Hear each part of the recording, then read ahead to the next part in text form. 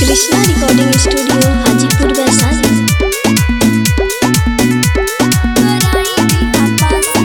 तोहर से माया लगने छियो आस है, लगने छियो आस है। तोहर से माया लगने छियो आस है। जनुआ के हमारा कराई दी हपास है, पागल के हमारा कराई दी हपास है। सरस्वती मैया नहीं करे हनी रस है, सरस्वती मैया नहीं करे हनी रस है।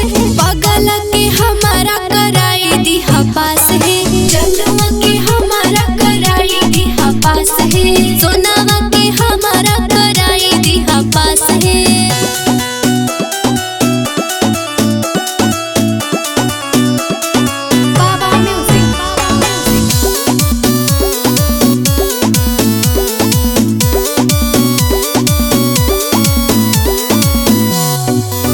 एक रे हसा चाहा दरबार मैया,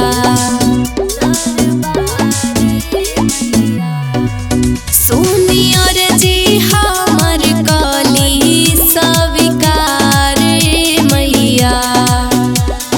देख के जे जरे ओकर करी हवे ना सहे, देख के जे जरे ओकर करी हवे ना सहे। पागल के हमारा कराई दी हपास है, जनुआ के हमारा कराई दी हपास है। सोनावा के हमारा कराई दी हपास है।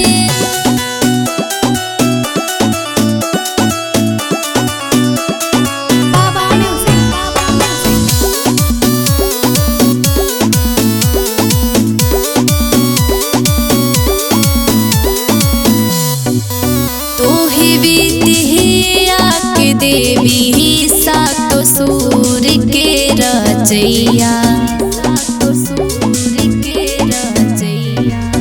राइटर कृष्ण